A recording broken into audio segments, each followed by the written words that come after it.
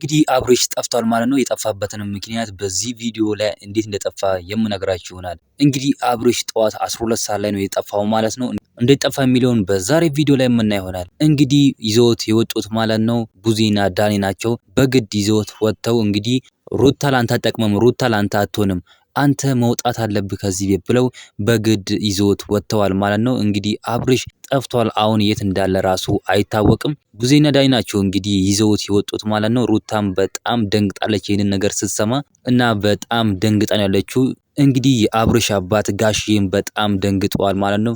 ልጁ የት እንዳለ ራሱ ማንም የሚያውቅ የለም። ነገር ግን ቡዜና ዳኒ ናቸው እንግዲህ ይዘውት የጠፉት ማለት ነው። እንግዲህ ሰርቀውት እንዲያመጡት ያደረገችው ሄርሜላ ናት ማለት ነው።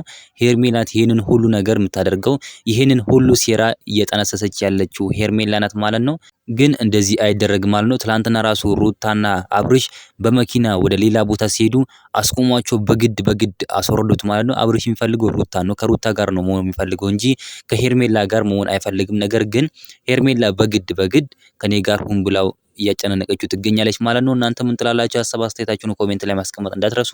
ቪዲዮ ላይክ፣ ቻናሉን ሰብስክራይብ ማድረግ እንዳትረሱ። በሌላ ቪዲዮ እስከምንገናኝ በያላችሁበት የዓለም ዳርቻ ሰላማችሁ ብዙ ይበልልኝ። ደህና ሁኑልኝ።